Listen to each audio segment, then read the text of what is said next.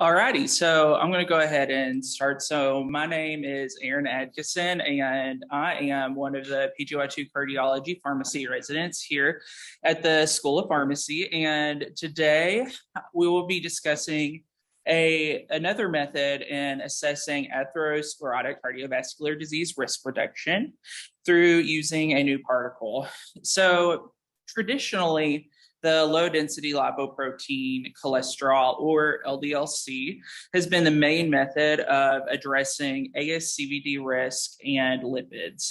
However, there is growing evidence showing that maybe LDLC is not what it's all cracked up to be. Today, I'll be talking about this new particle, lipoprotein A, or colloquially known as Lp(a), and its potential role in atherosclerotic cardiovascular disease risk reduction.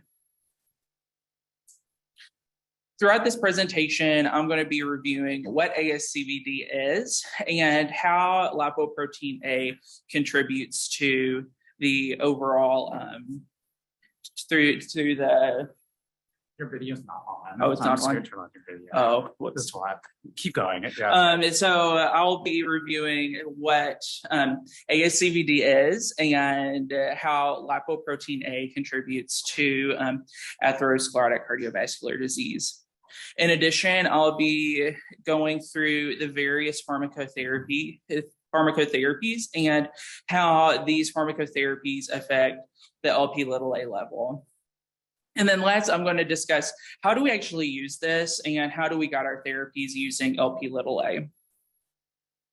And so neither myself nor my mentor have any disclosures.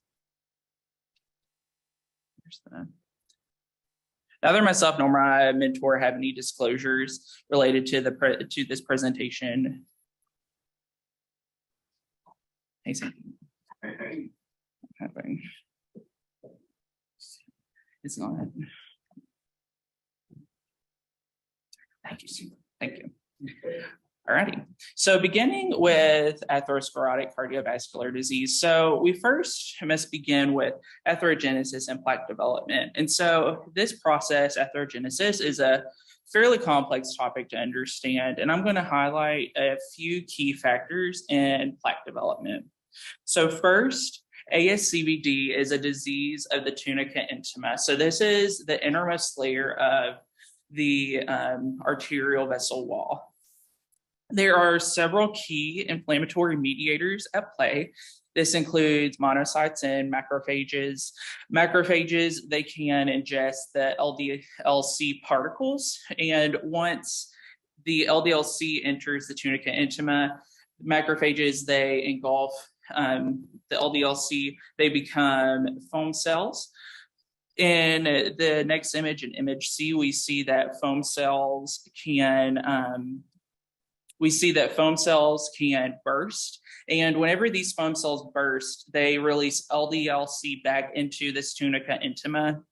There are smooth muscle cells that also migrate into the tunica intima that will cause intimal wall thickening that we see in picture D.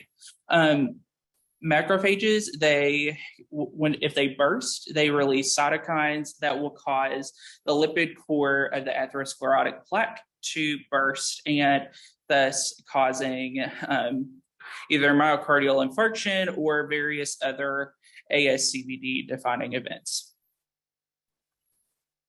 Going on to lipoprotein A. So lipoprotein A overall is a fairly complex structure, but I'm going to break it down into its three core parts. So the first part is the lipid-rich core. And so this lipid-rich core closely resembles LDL. It contains lipids, oxidized phospholipids.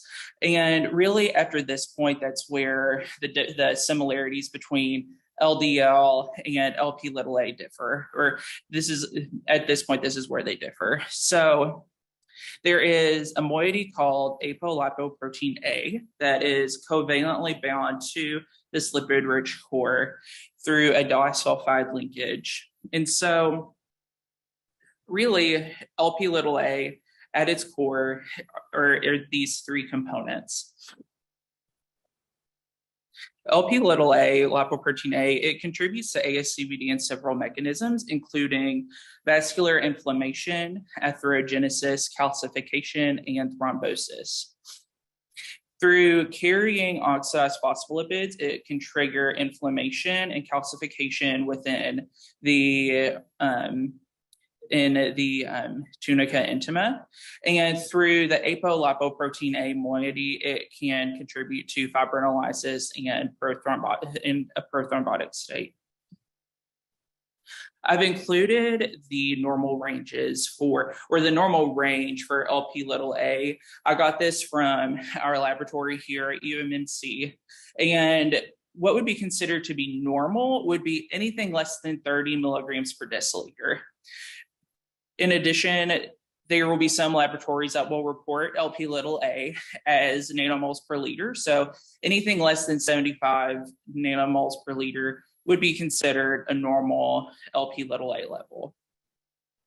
The National Lipid Association, they state that an LP little a level deemed high risk would be anything greater than or equal to 50 milligrams per deciliter, or greater than or equal to 100 nanomoles per liter.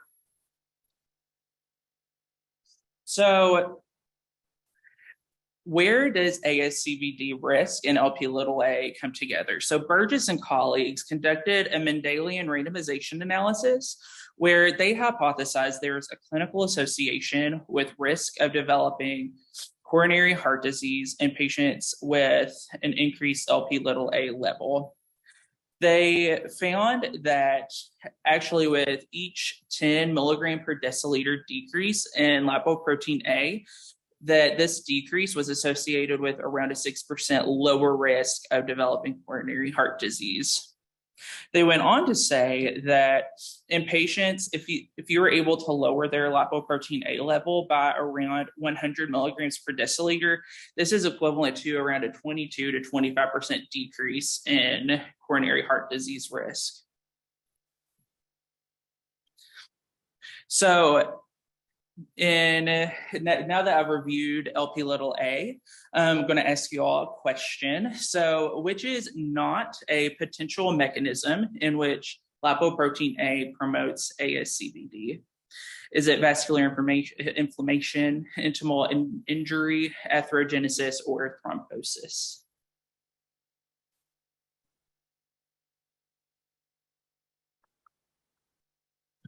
All righty. B. Awesome, Grace. So far, it's being B on the chat. Great.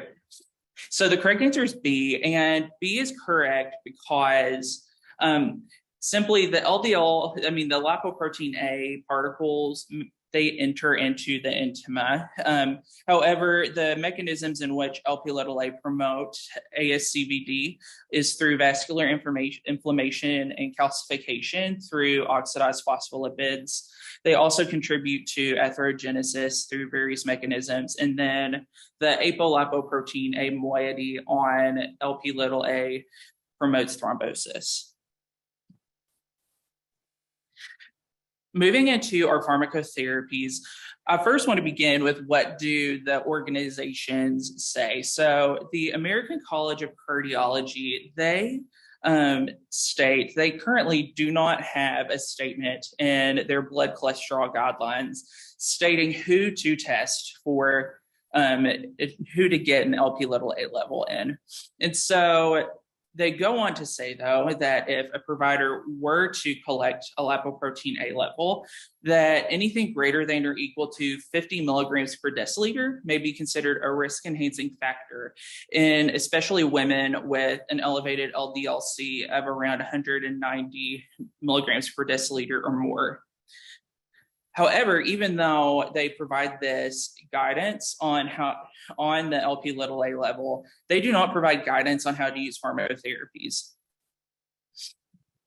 Moving on, the American Heart Association, they add a little bit more clarity to this. They state that in patients with borderline to intermediate ASCVD risk, that an LP little a level that is elevated is a risk enhancing factor.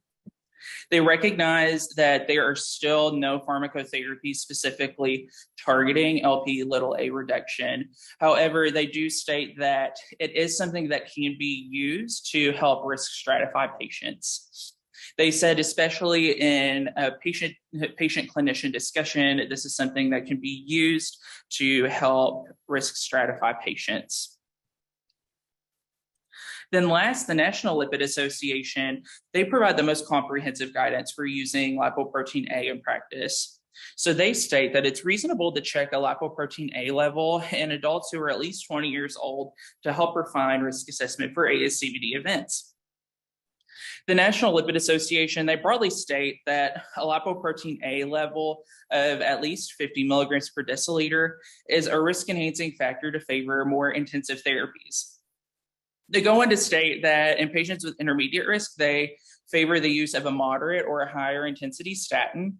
If a patient is high risk, they favor ezetimibe or PCSK9 inhibitor.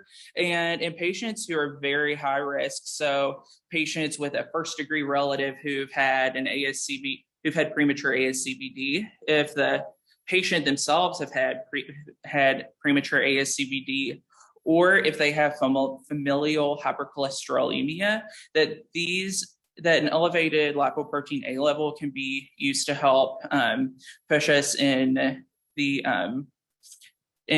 wanting to use a PCSK9 inhibitor in these patients.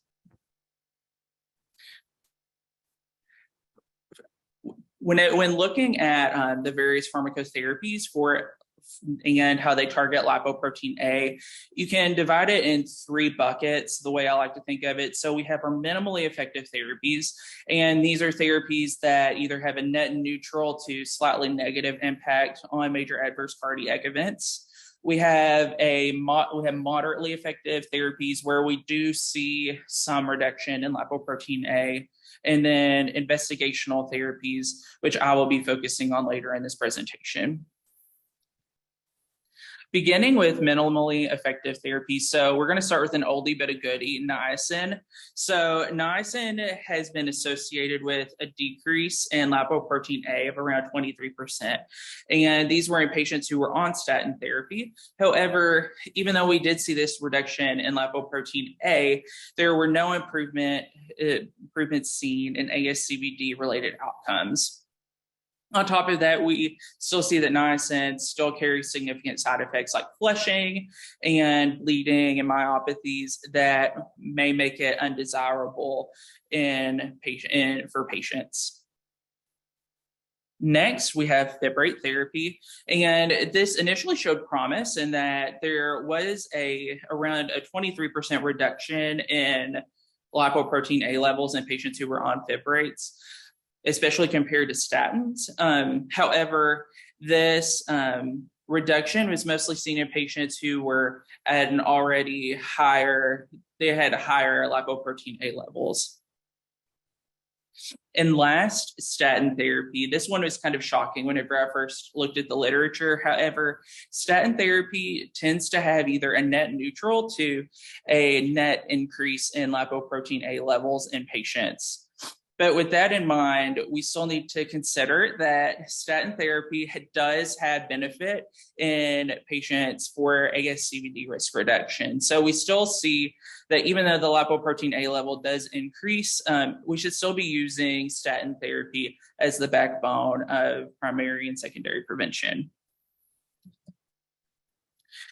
Moving on to our moderately effective pharmacotherapy. So this is where PCSK9 inhibitors fit in. And so one of the first PCSK9 inhibitors, evolocumab, was studied in the Fourier trial, and they were comparing evolocumab versus placebo, and they saw a statistically significant decrease in major adverse cardiac events.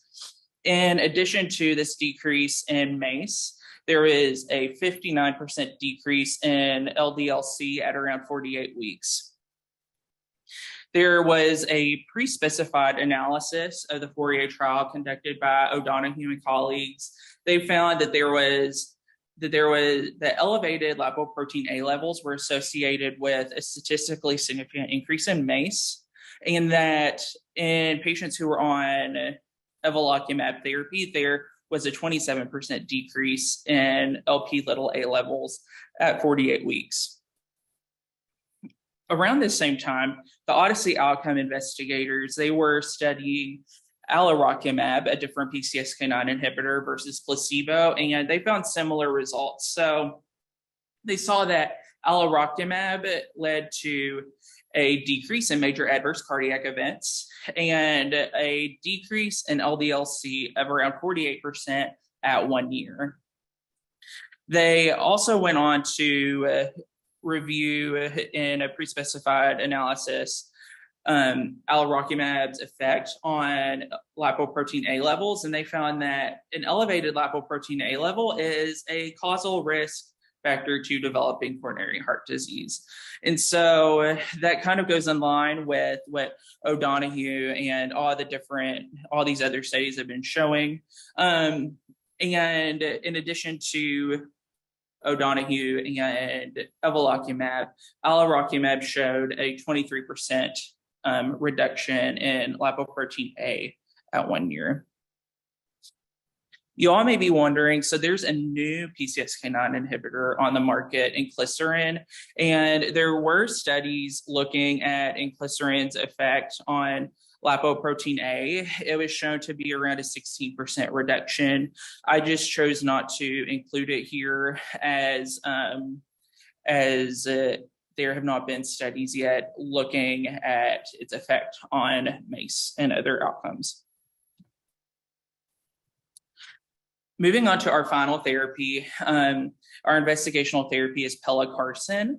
And so this is a therapy that is not yet FDA approved. It is currently being studied, but it is the drug that is targeting Lp(a) that is farthest in its approval and studies. And so what makes this drug particularly interesting is that it's a completely different drug class. So it is an antisense oligonucleotide, or ASO. And so what this means is that it inhibits the production of apolipoprotein A, one of the components of Lp(a), in hepatocytes. And it does this through specifically promoting RNase H-mediated mRNA destruction. So through this mechanism, there is a reduction in lipoprotein A levels. And ASOs, they are not a new drug class. They have been studied for quite a bit of time. However, what makes pelacarsen different from other investigational ASOs is that it has this different moiety attached to it that allows for the uptake specifically into hepatocytes. This increases its potency while decreasing its side effect profile. And so with that in mind, investigators, Semikis and colleagues, they conducted a study that was released in 2020, where they were comparing varying doses of pelacarsen to placebo to assess its effect on lipoprotein A reduction. And what they found was that there was a decrease in the percent change in lipoprotein A levels from baseline to 6 months of around 80%. And so this is a promising therapy. This is one of the therapies that has the greatest lipoprotein A reduction that we've seen.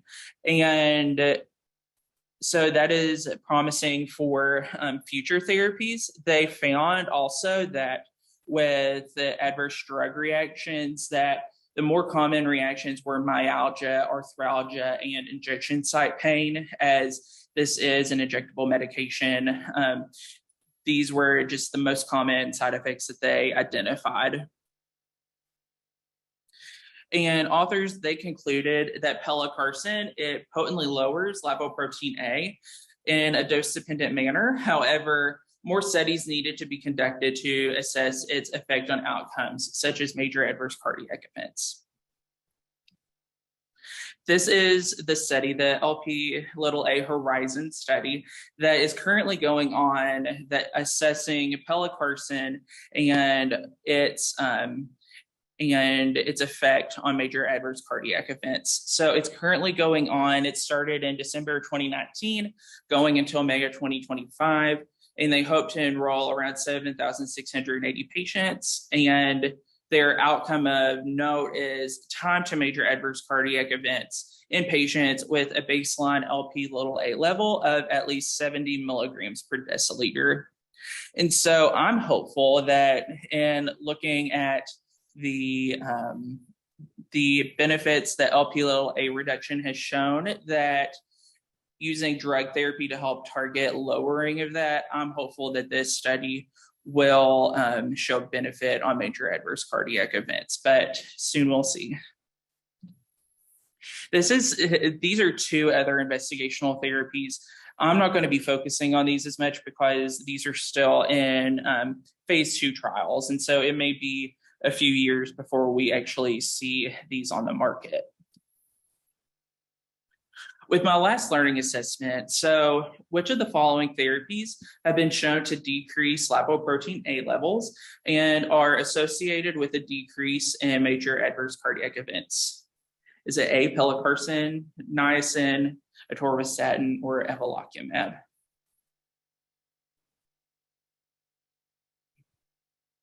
Yeah. All righty, so the correct answer is D. And the reason why D is correct is because, so like I showed with the Fourier and O'Donoghue studies, that evolocumab, we do see that decrease in lipoprotein A levels. And we also see that overall evolocumab has a net benefit in major adverse cardiac events. Pelacarsen is incorrect because we've only seen that decrease in lipoprotein A level, but no studies have been looking at its effect on MACE that have been released yet.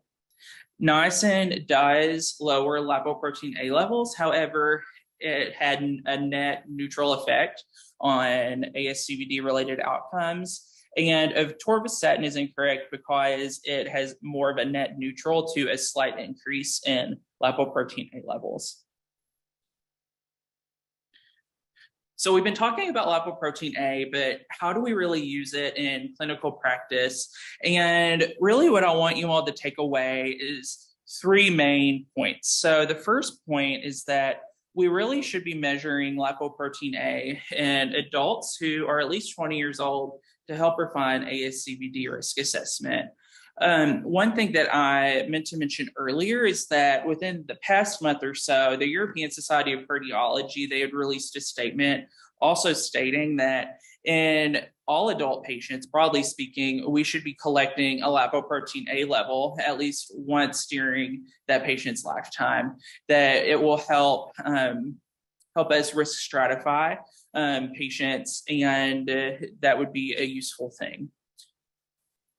The next thing I want you all to take home is that the lipoprotein A level, if it is at least 50 milligrams per deciliter, this tips the scales in favoring more intensive therapies.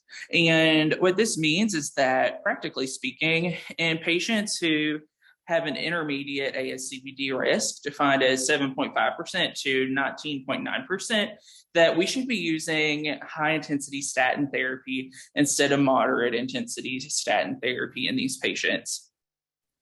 In patients with clinical ASCVD without risk-enhancing conditions, we can add on ezetimibe or PCSK9 inhibitor. And then if a patient has had a clinical ASCVD event with risk-enhancing conditions, that points us to being more aggressive in adding PCSK9 inhibitor therapy. I want to thank Dr. Zachary Null for his mentorship and help with this presentation. And what questions do you all have for me today?